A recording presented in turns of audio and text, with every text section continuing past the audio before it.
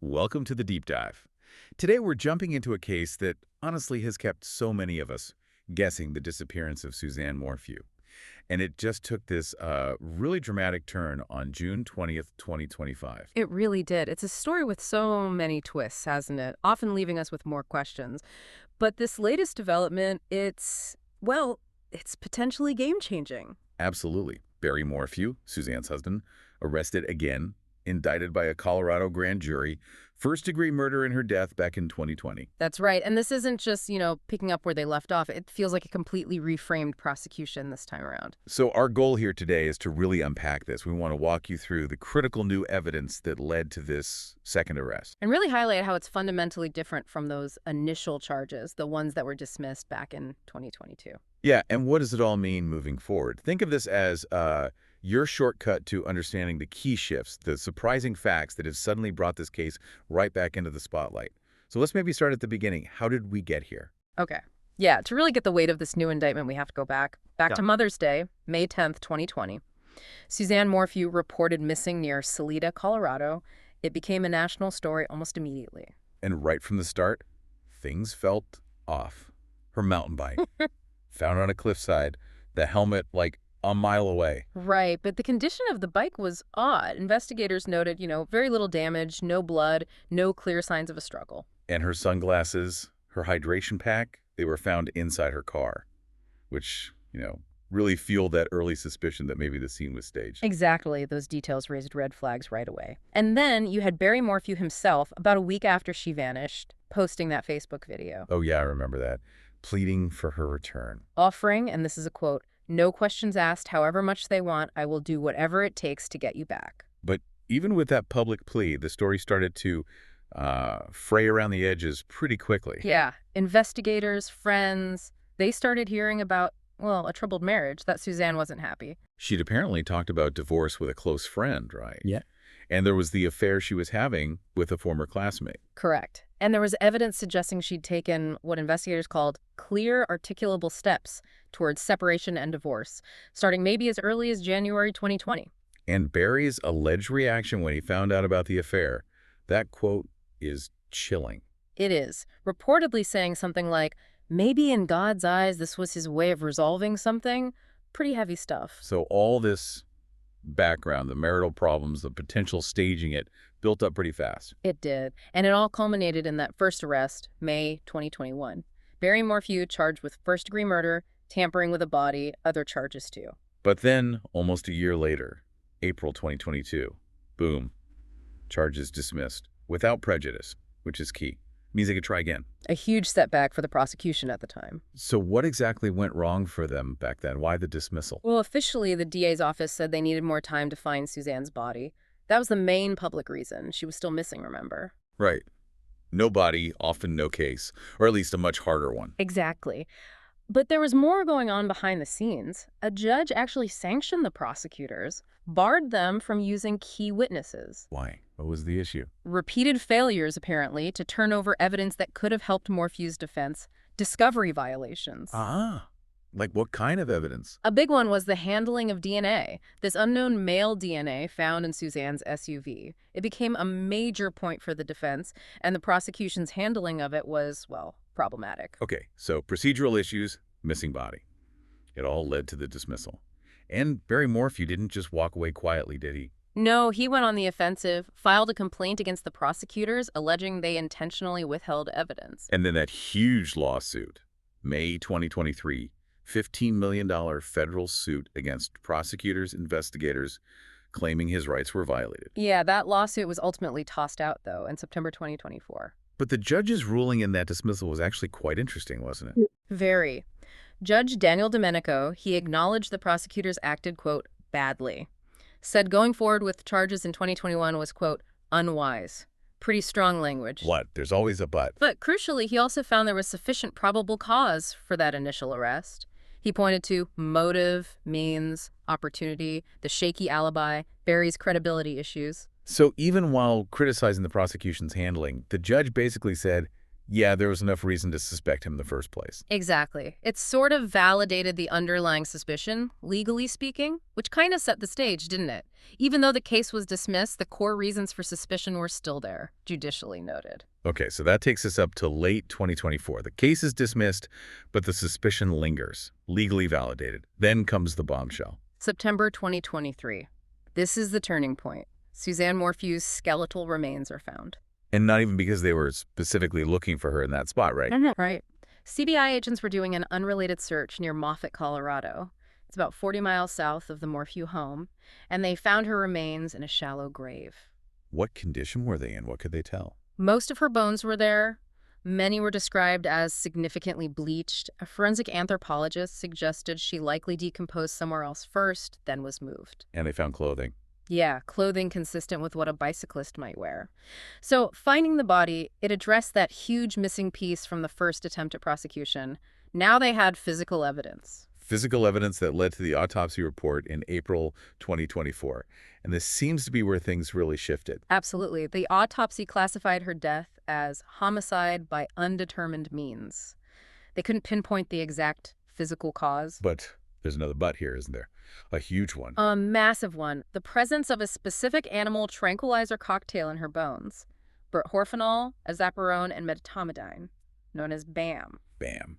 I remember hearing about tranquilizer suspicions early on, but finding it in her bones, how significant is that? Hugely significant. They detected a metabolite of butorphanol. Now, that's important because it indicates the drug was processed by her body. It wasn't just, contamination after death. Meaning it was in her system when she died. That's the strong implication. And remember, the autopsy found no signs of physical trauma, no broken bones, no bullet holes, nothing like that. So BAM intoxication, no trauma. It points directly to a nonviolent method of killing. Exactly. It provides a direct scientific link. It corroborates those earlier, more circumstantial theories about tranquilizers, and it really shores up the means element of the murder charge in a way they simply couldn't before. It's incredible how science can sometimes unlock these things years later. It really is. Persistent investigation meets forensic advancement. Okay, so with this BAM evidence as the cornerstone, the process starts again. June 18th, 2025, the grand jury indictment for first-degree murder. Then June 20th, Barry Morphew is arrested down in Gilbert, Arizona. Bond set at $3 million, cash only, which is substantial. What are the official lines from both sides now? Well, District Attorney Ann Kelly stated that law enforcement never stopped working toward justice for Suzanne. Said they're ready for trial. Very confident tone. And the defense? His attorney, David Beller, is sticking to the innocence claim. He said, and I'm quoting here, "Yet again, the government allows their predetermined conclusion to lead their search for evidence. Barry maintains his innocence. The case has not changed, and the outcome will not either." Wow. The case has not changed.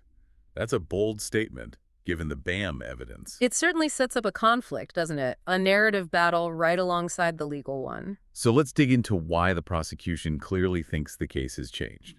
What's the core of this 2025 indictment? What makes it stronger? Okay, the absolute centerpiece is the BAM, the tranquilizer. Finding it in her bones is one thing, but the access is key. What about the access? BAM, that specific cocktail, it's tightly regulated, only available from one company in the U.S.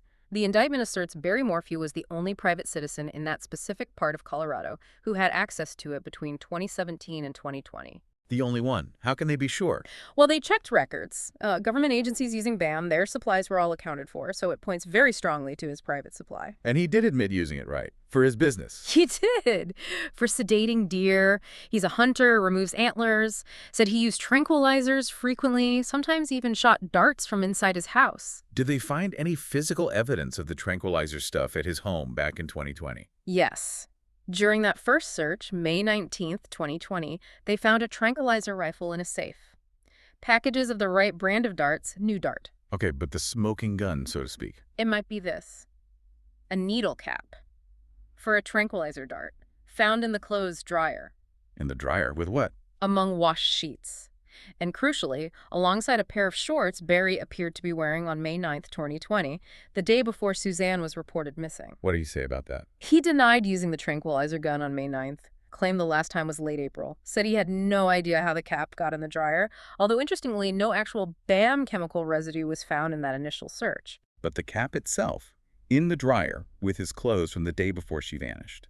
It's potent circumstantial evidence. And it fits the prosecution's theory, which they'd alleged before, that on May 9th, Barry loaded a dart, maybe put his phone on airplane mode, shot Suzanne, pursued her. So his unique access, the equipment found, the needle cap, it elevates the tranquilizer angle from theory to a pretty direct evidentiary chain. It really does. It's specific. It links him directly to the probable means of death in a way that just wasn't possible before. It's not just any tranquilizer. It's this tranquilizer, which he had unique access to.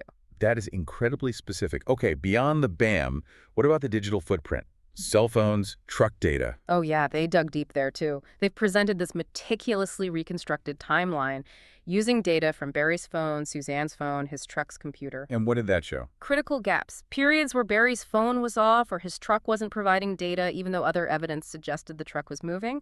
It looks like, potential attempts to hide his movements. What about his alibi? The trip to Broomfield for work early on Mother's Day. That looks even shakier now. He told police he left at 5 a.m. Suzanne was asleep. But the electronic data, plus surveillance video, showed he actually spent very little time at that job site. What was he doing? Driving around, apparently. Seen going to different places, throwing unknown items into different trash cans. Highly suspicious activity. And didn't he initially forget to mention a detour he took? Yes, he failed to mention driving out of his way towards where Suzanne's helmet was eventually found. He later said he went that way because he saw an elk.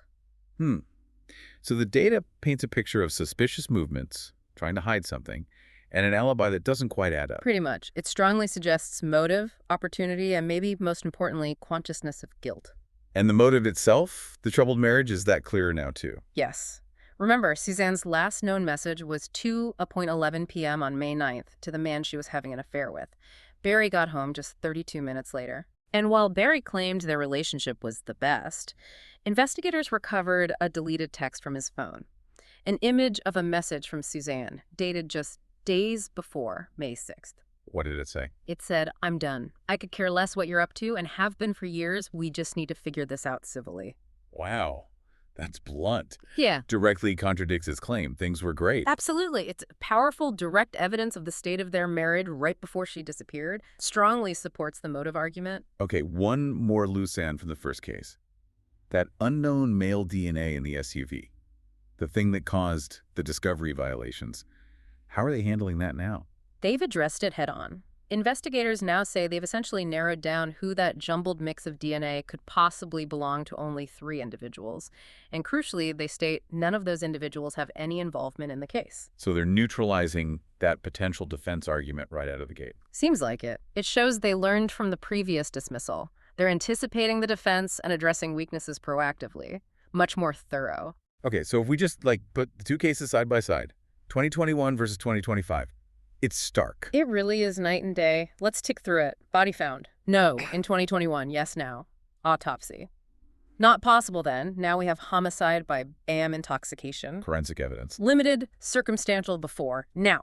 BAM in the remains, his unique access, the tranquilizer gear, the needle cap. Much more direct. The timeline and data. Less refined, some issues back then. Now. Meticulous reconstruction, those data gaps, the suspicious movements, that killer text message. The unknown DNA. A major problem. Defense point. Prosecutorial errors before. Now.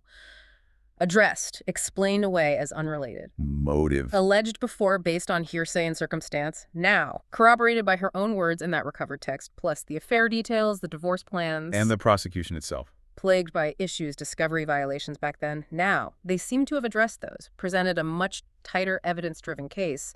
Status went from dismissed to active indictment. The difference is just huge. It Yeah. really speaks to persistence, doesn't it? Yeah, it absolutely does. So here we are, June 2025.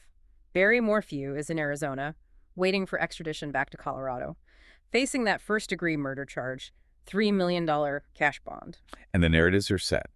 The defense insists nothing has changed. He's innocent. While the prosecution highlights years of work, new evidence, and their commitment to getting justice for Suzanne. And caught in the middle, you have their daughters, who've consistently supported their father throughout all this. It's such a complex situation, but this deep dive really shows, doesn't it, how a case that looked maybe dead in the water can be completely resurrected. Painstaking investigation, crucial forensic breakthroughs. It can reshape everything, even years later. It really makes you think, what does this whole evolution tell us about, the pursuit of justice? It can be long, complicated, frustrating. Yeah. But sometimes persistence pays off. And how might this second attempt, which seems so much stronger on paper, affect how we see justice for Suzanne Morphew?